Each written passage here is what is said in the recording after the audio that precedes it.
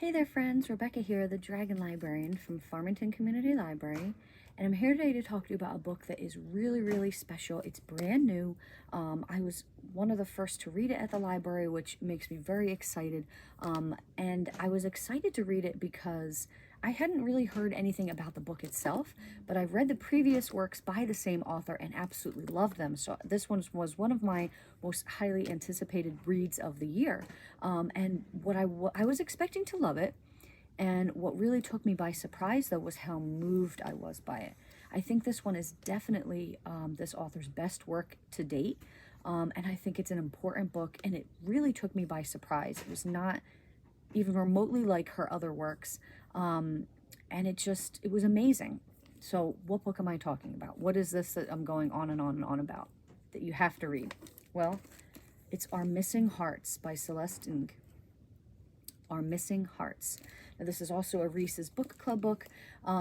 This name might sound familiar. She is the author of Everything I Never Told You and Little Fires Everywhere. Little Fires Everywhere is probably the one you're more likely to have heard of because there was a TV show, I think it was on Hulu, that came out. I haven't seen the TV show, but the book was really good. It had a lot to do with family and different things like that. And this one, like I said, I didn't look up even what this was about. I just knew, you know what, she's got a new book. I love her works. I'm going to read it. So I went into it blind, not really knowing much about it. And it was a very satisfying, but also a little bit of a disturbing read, but hopeful at the same time. Disturbing, hopeful. Those are really weird things to say that a book made me feel really good about it, but it did. So what is this book about? So basically, this is a book about a boy named Bird, who is 12 years old at the start of this story, and he's living in an America that is very scary. So it is a America where American culture reigns supreme. Anything that is deemed un-American is quickly stamped out, particularly anything that has any kind of Asian influence, which is a big problem because Bird is, his mother is Chinese American, and Bird is Chinese as well, Chinese American. So his mother left the family when he was 9 years old. He has not seen or heard from her since. And his dad, who is just completely defeated, not only by life, but also just by this existence that he has been forced into, keeping Bird, protected and safe in a world that, will look at him and automatically hate him because of his ethnicity, basically has wiped everything out of Bird's mind about his mother. They don't talk about his mom.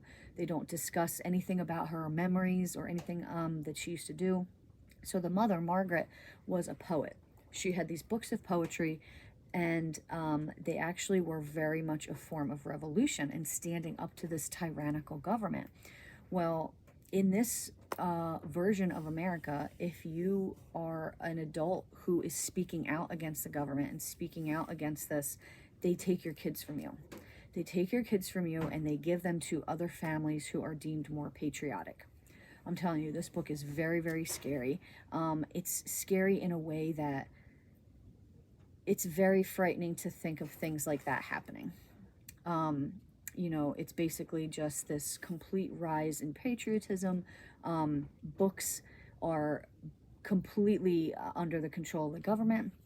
Libraries have just these big open shelves where things have been taken away. Cultural things are just not, people don't know about them anymore. They're just raised to believe that America is the greatest thing ever and there is nothing else. So Bird, lives with his dad, who used to be a linguist, but now shelves books at the library, and they live this very quiet, sad existence. And one day Bird gets this weird postcard in the mail that just has all these pictures and doodles of cats on it, but nothing else. But he comes to realize that this is actually some kind of clue, and he needs to try to find solve the mystery of this, so that he can try to track down his mother and maybe even read some of these revolutionary poems that she has written. Our Missing Hearts is a reference to these missing children that have been taken out of homes and placed elsewhere, and now these grieving families don't have any idea where their kids are. So yes, this is a devastating book, and it's definitely a lot heavier, I think, than some of her previous works. But that doesn't detract from this book at all. There are a lot of very difficult things to read about in this book, but they're very important things. Bird was an amazing protagonist. I just loved him so much and felt for him and was rooting for him the whole time. And really his dad too. Like, his dad has done a lot wrong, but he's done it all with the only goal in mind to protect his son, which what else can a father do, right? So yes, this book is very scary. It's very deep. There are some very difficult things to read about in it, but it's also very hopeful. It's very inspiring because it also is about all these people that are banding together. There is a lot of really cool librarian characters in here as well that are doing a lot of subversive work, which is awesome. So people that are resisting, that are fighting back against this tyrannical rule and trying to make the world a better place. And that is very hopeful, that even when times are very, very dark, even when times are very, very scary, there are always going to be people that will help to bring the light back. And this book was just amazing. Like I said, I went into it not really knowing about it, but, you know, and this is a dystopian future, basically, that dystopia is not really a category that this author has written about before. So I did not expect this from her, but it was phenomenal, and it was done in a really well written way. It's one of those books that's absolutely going to stay with me for a really long time, and create a lot of really fantastic discussion points as well. So, and it's not very long, so it's like a little over 300 pages. So if you're worried about it being too deep or too much to get into, you won't be embroiled in it for too long. It's not like 500 or 600 pages that you have to get through all these terrible things. And like I said, again, they're not all terrible things. There are lots of really great characters in here that help Bird. And there's just, you know, really at the core of it, I think you could take away is that this is a story about the importance of words, of poems, of stories, of art, and how they are the backbone of people and humanity. So it's amazing. I recommend everybody read this book. It's so, so good.